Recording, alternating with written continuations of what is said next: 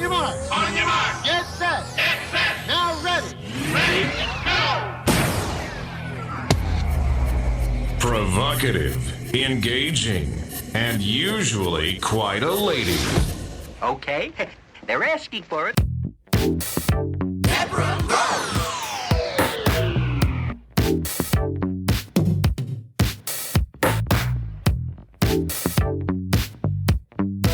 Today's podcast will be a show about observations. Some observations that I've had over the past couple of days, things that I've seen in the news, read about, heard about, and just want to share with you.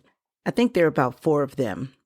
And the 4 include Canadian wildfires, Madonna, Joe Biden's commencement address to Howard University, a particular genre of television shows, and this one, the one I'll start with.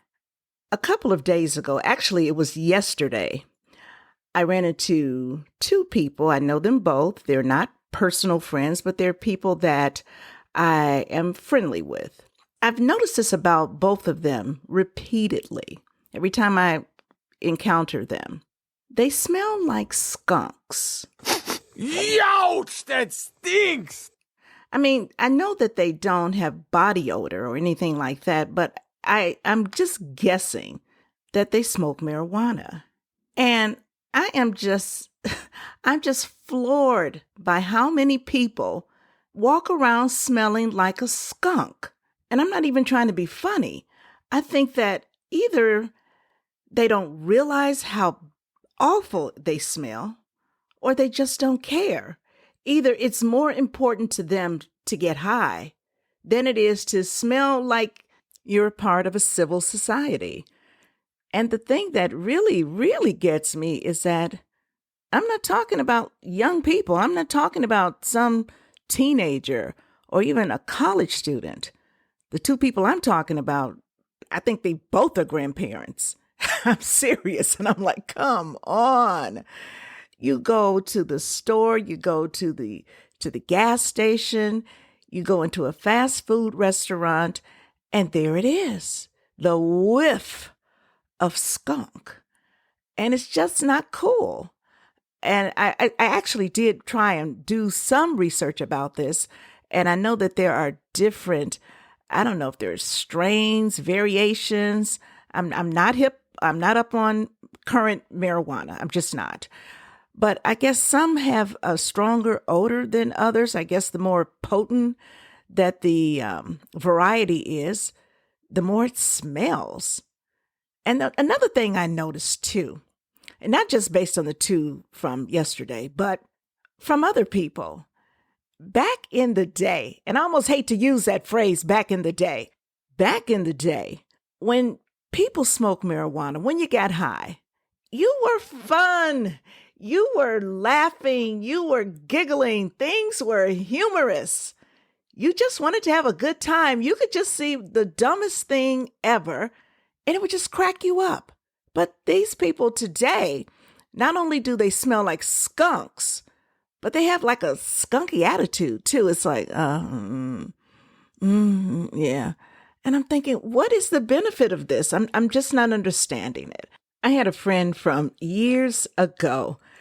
Every day he would smoke marijuana. Not just every day. He would smoke it throughout the day. He would smoke it on his way to work.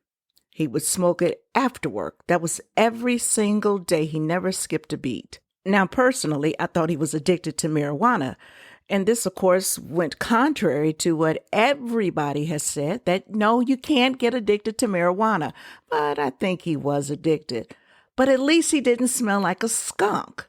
I think that people should just wait until you get home and have no plans of coming back out for the night. See, I get high later on when I come back. See, I get high at night when I get through with all my business. And if I were Queen of the United States, I would be a fair queen, by the way. If you had to come back out for the night, the rule would be you must first take a bath and wash your hair and then come on back out. That's observation number 1. Number 2, when did America become so obsessed with talent competitions? Again, this is nothing earth-shattering. It's not going to make or break your world or my world. It's just an observation. I cannot believe how many shows are dedicated to talent. The Voice, American Idol, America's Got Talent. It goes on and on and on. I know some of these shows, they come and go. So You Think You Can Dance, American Song Contest, The X Factor. And I just saw this, that Simon Cowell was saying that, well, he dropped a hint. He didn't specifically actually say it, but he hinted that The X Factor is going to return. And I'm thinking, is there any room for another competition, another talent show? I don't know when this happened, but at some point, something happened in America where suddenly everybody wants to be a star. Now, granted, there's always been a time where people wanted to make it big in Hollywood. Somebody wants to become a singer. They want to become an actor. And they get on these competition shows. But the thing is, we didn't have so many competition shows. There used to be, Star Search and Showtime at the Apollo. Those were your main two. And then I'll give honorable mention to The Gong Show, which is probably before both of them. But that was basically it. People were preoccupied with so many other things.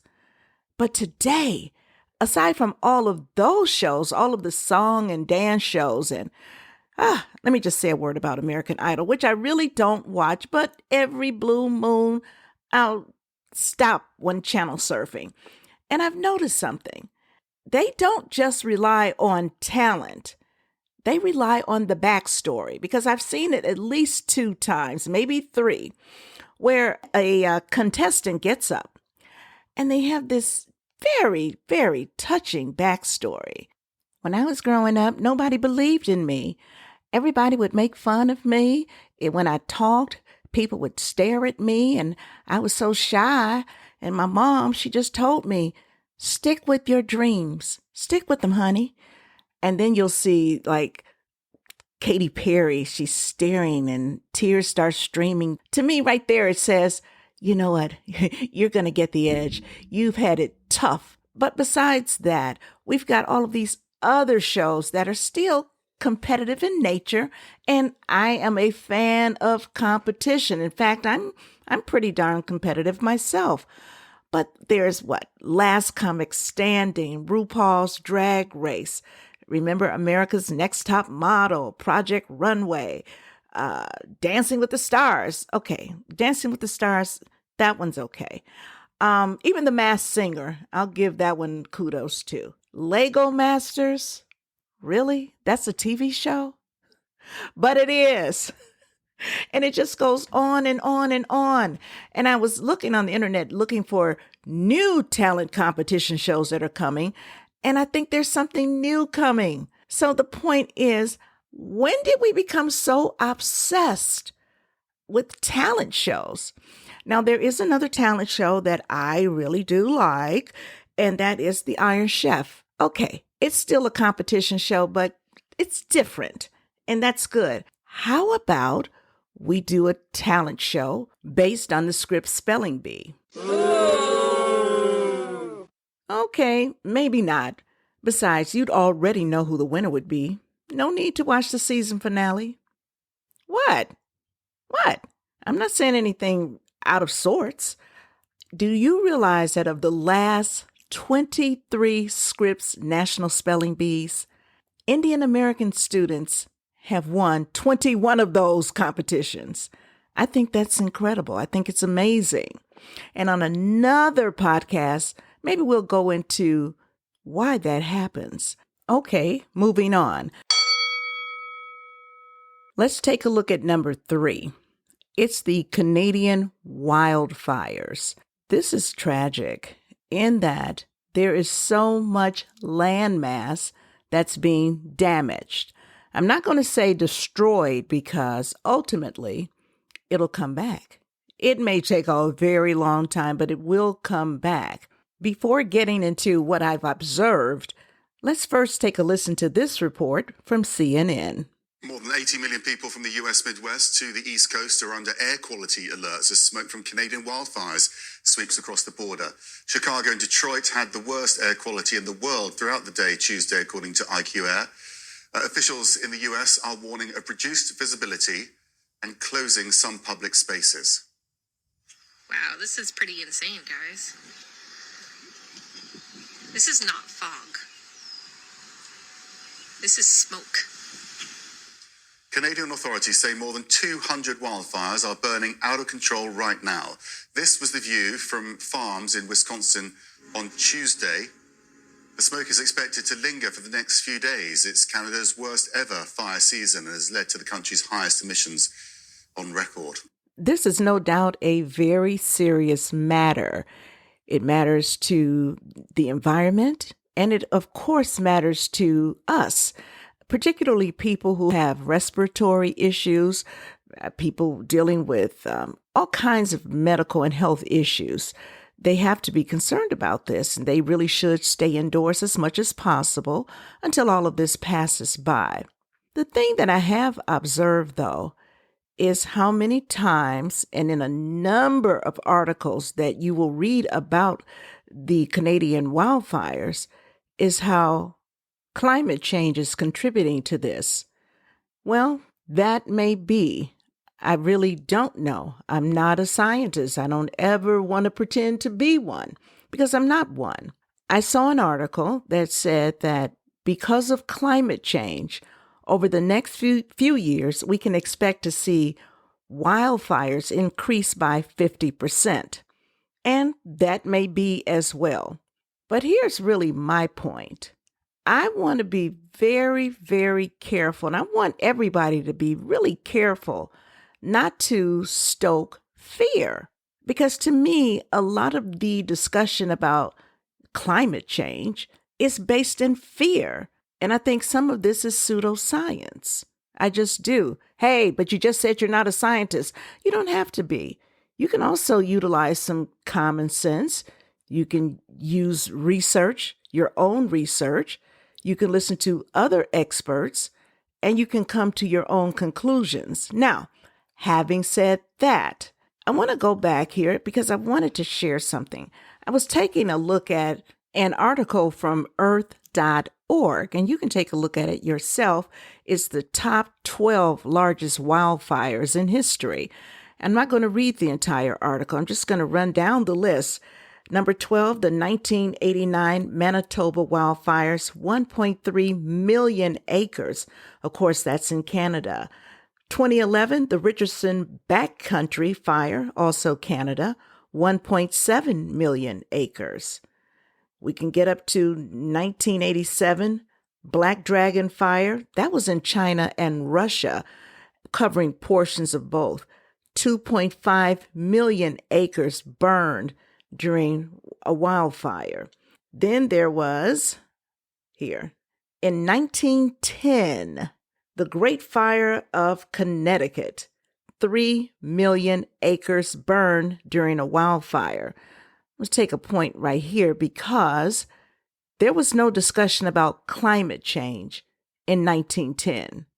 But that was a major fire. Now, granted, we are talking about 19 million acres today with this wildfire in Canada.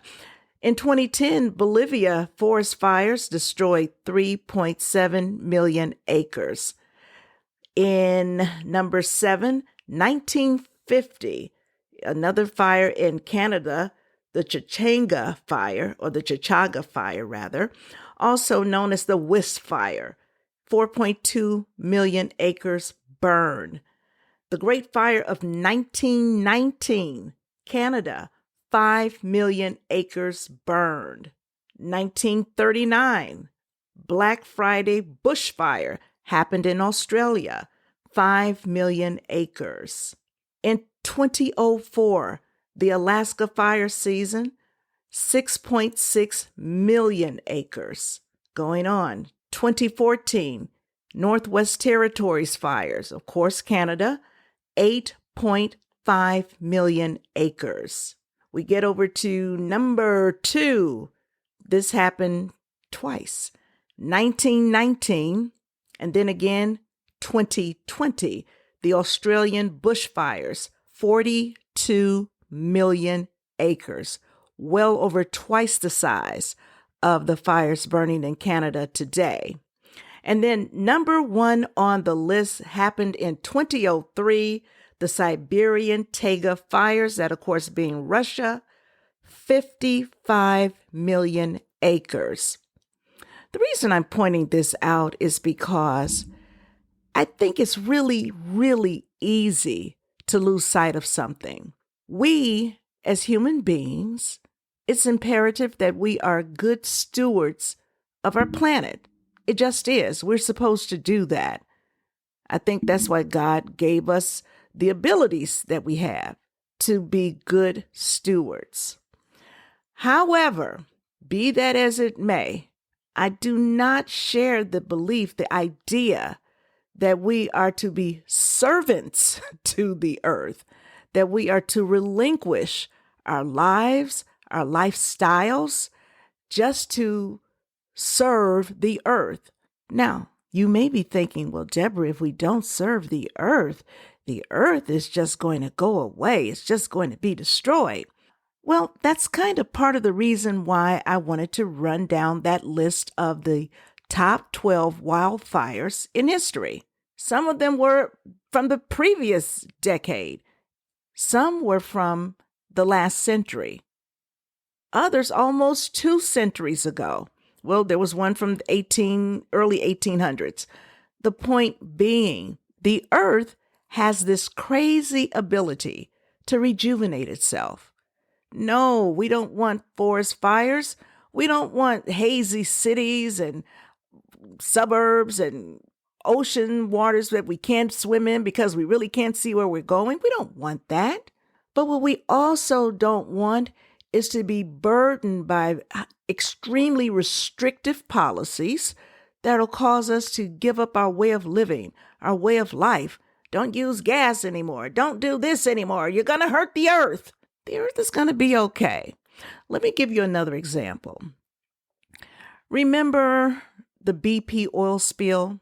And I remember it vividly because it was horrible. News reports repeatedly said that the waters in the Gulf would not be usable for generations in terms of fishing, that wildlife would be destroyed and plants and all of this.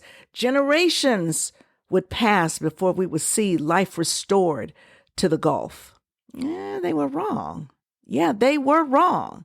An article from Scientific American, and it's titled How Microbes Helped Clean BP's Oil Spill. Like cars, some microbes use oil as fuel. Such microorganisms are a big reason why BP's 2010 oil spill in the Gulf of Mexico was not far worse. Quote, "The microbes did a spectacular job of eating a lot of the natural gas," says biochemist Chris Reddy of the Woods Hole Oceanographic Institution. The relatively small hydrocarbon molecules in natural gas are the easiest for microorganisms to eat. The rate and capacity is a mind-boggling testimony to microbes, he added. He went on to suggest that the microbes got help from the nature of the oil spill, so-called Louisiana Light, sweet crude, mixed with natural gas, as opposed to some of the heavy, gunky oils. It was the easiest to degrade, he said, and they just loved it. They gorged themselves on it. Think about that. These microorganisms, they live at the bottom of the ocean. I remember that when I first heard it, I'm like, this is mind-boggling. So the point that I am making, make no mistake about it. We have to be good stewards of our planet. But I do know this. God, as creator, knew exactly what he was doing. He didn't create an earth that was not sustainable. This is a sustainable planet. And we have to be careful that we don't fall into the trap, and I feel it is a trap, of worshiping the earth. It's really here for our enjoyment. We have to treat it well and enjoy it. A couple of other quick points on this one. California, which also is prone to lots of wildfires, and of course other parts of the country as well. But for many years, California bowed to the pressure of environmentalists, the activists, the radical types, who have long been opposed to forest management. They have never liked the idea of prescribed burns, also known as controlled burns, but those are essential to maintaining a healthy forest. Because when you don't do the controlled burns and other things that are necessary, then all of this vegetation, it just grows. And that vegetation is life. And that vegetation is also fuel. It helps fires to burn rapidly when things get dry, and sometimes the environment gets dry. But they didn't want that. So we have seen an incredible number of wildfires, and I mean out of control wildfires in California. That's not really a coincidence. And it's not just me saying that. There's a really good article from NPR. Yes, NPR. It's from 2021, but it is about how the state of California is now considering following the state of Florida in its forest management efforts. And the reason this article is so good, and it is really, really good, is because it goes back through the history of forest management and how people in the South have always used a form of controlled burning so that they could have a safer environment. But it goes even further. They talk about the Native Americans. The Native Americans had a practice of controlled burning. They did it because it made for better land. It made for better opportunities to grow their foods, for hunting and all of that kind of stuff. It was just a practice. The Native Americans also relied on lightning to help clear some of the overgrowth. There have been groups that have been opposed to forest management for years, in fact, since the 1800s, and you'll find that in the article. But when you look at some of the numbers, and one of the numbers was really startling, California burns about 35,000 acres of land. By contrast, Florida burns well over 1 million acres of land every year. And California is twice the size of Florida. So, since wildfires have really become a serious issue, and I mean out of control wildfires that are hard to fight, that take days to put them under control, have become a real problem in California, finally, people are getting a clue. It should be mentioned, and I am going to mention it, that the last administration, they encouraged California to embrace forest management. The pushback came from all of the activists who were like, no way. Thankfully, those same activists are being met by a growing number of individuals, private landowners, and also Native American groups who are pushing for more prescribed burnings, more controlled burnings. There's also now a certificate program in controlled burning. So hopefully more California politicians are listening and will follow Florida. Let's move on to observation number 4. Madonna. Now this one will be short and sweet. You may have heard that Madonna was recently hospitalized. In fact, I read that she's still in the hospital. She is recovering from a very serious bacterial infection, and we hope her all the best. We wish her a speedy recovery. But in looking at a picture of Madonna today, I can't help but question something. Madonna was so cutting edge when she first came out. Her rise to stardom, it was like bow, bow, bow. She was just breaking all kinds of trends, and her music was fresh. She was just different. She really was a trendsetter, which is why I find it so strange that Madonna she's had so much work done, my opinion, just looking at her face. I don't understand. How do you go from being a woman, being a person who sets trends, who breaks molds, and because you're older now, you feel you've got to follow everybody else? You feel you have to try and present yourself as a person, 30 years younger? This one particular picture that I saw of her, it just made me think, like, you're not some young ingenue. You're Madonna. You're the trendsetter. I just think she missed a wonderful opportunity to blaze another trail. She could have continued influencing her fans. Those same fans from the 1980s who dressed like Madonna, who wore their hair like Madonna, those are the same people who would have watched Madonna as she aged naturally, beautifully, and would have felt a lot more comfortable. I think it could have helped to lift some of the pressure that so many women face. All right. One other point on that, though. They did say in that very same article that her ticket sales have been slow. That's for her new Celebration World Tour. See, I'm thinking your authenticity. You traded it in, girl. Okay, and now we move on to observation number 5, the last one. And you know what? I started out by saying I had 4, didn't I? Okay, the 5th and final observation, it is about Joe Biden and his commencement speech to the graduates at Howard University. I think most people have gone to a graduation, and sometimes the commencement speech is wonderful. It's just motivating. It can be funny, so inspiring. Other times it's a little bit of a snooze fest. There are times when maybe it's a famous person giving the speech. And then other times it's just a regular person like myself. I've given a commencement speech. But the thing I think that is really important is that when speaking to these newly minted grads, that you give them something that they could take with them. I just feel that way. You want them to be, just confident that there's something great out there waiting for me. And I mean, I'm not saying be corny, be hokey. Hey, guess what?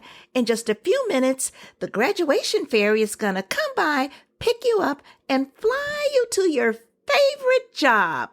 No, but something that inspires. So the reason this became one of my observations is because I was listening to President Biden with his commencement speech to the grads of Howard University. And it just took me aback. It just took me aback. That's just the best way for me to say it.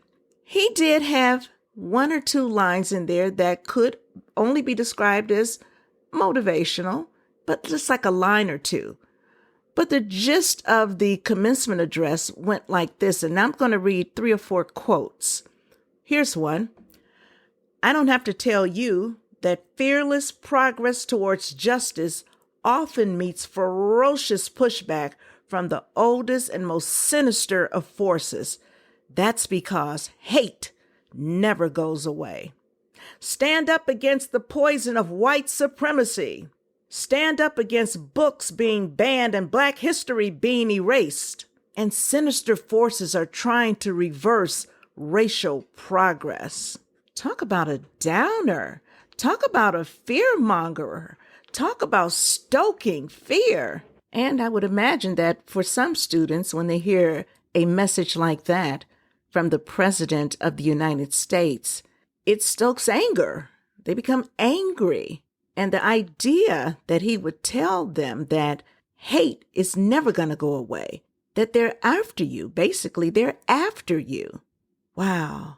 Way to motivate, Joe. Way to motivate. But this is actually something that I'm not all that surprised by. I don't want to act like I'm really surprised because I'm not.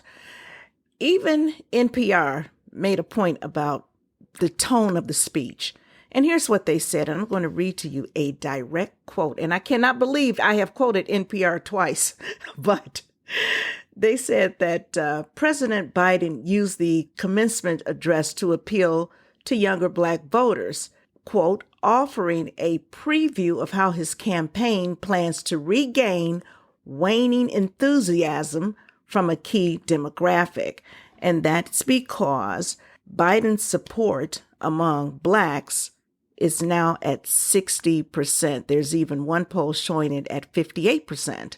That's down 30 percentage points from an all-time high of 90%. Now, I mean, that could change. It may very well change, but he's not taking any chances.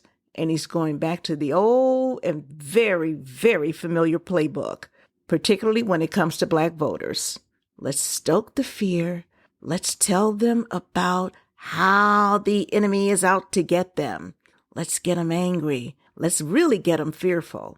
And there it goes again. So, tell you the truth, I was not surprised at all. Disappointed? Yes, but not surprised. But this led me to dig into the old video file and come up with something that really makes my second point. Here's the other reason why I'm not surprised. One, it's politics. But two, I don't know what it is. President Biden, he just cannot contain himself, control himself when it comes to talking with black audiences. We've seen this time and time again. And please, no eye rolling. I'm not trying to go down a political path. I'm just stating the obvious, stating the facts. Not just the commencement address at Howard University, but when he was with Charlemagne, the radio host. Well, you know what he said, that if you didn't vote for him, you weren't black. Who else would you say that to? No one else. When he talked about President Barack Obama, then Senator Barack Obama, he said, we hit the jackpot. Finally, we have a smart, articulate, and clean African American. He just can't contain himself, so I'm really not surprised. But as I mentioned, I dug into the old video file, and I just wanted to bring this video up. Of course, you can't see it, but we have the audio. And the reason I want to bring this up, this is the one where he mentions corn pop. And everybody's talked about corn pop. And even when people were doing so, I didn't care about that. That wasn't the real story there. The fact that Joe Biden talked about being tough, and he's always talking tough, and this really tough black guy, Corn Pop, and how he basically chased him away, that meant nothing to me. This is the thing that got me. If you watch this on YouTube, and it's up on YouTube, it's going to remain on YouTube. Initially, he's in Delaware, and initially he's speaking or plans to speak to a group of adults. But he does something. He calls the children over. They were at the pool, and he rounds them all up, and he wants them all to stand behind him or stand around him, as he said, stand around me. And this is what bothered me most about this whole story. Listen to this story. And I cut it up because it's long and it's rambling, but it's basically the same theme throughout the entire story. So I'll give you a few snippets of it. I am saying there's no way in the world he would have spoken like this in front of any other group of American children. There just isn't. Just the tone, the subject matter, this curse word, he wouldn't have done it. But oh, what difference does it make? I mean, where are they going to go? What else can they do? They'll be right where I left them, or right where we leave them. I was one of the guards, and they weren't allowed to. There was a 3-meter board. If you fell off sideways, you landed on the darn cement over there. And Corn Pop was a bad dude, and he ran a bunch of bad boys. And I did. And back in those days, to show how things have changed, one of the things you had to use, if you used pomade in your hair, you had to wear a bathing cap. And so he was up on the board, wouldn't listen to me. I said, "Hey, Esther, you, off the board, or I'll come up and drag you off." Well, he came off, and he said, "I'll meet you outside." My car, these were all public housing behind it.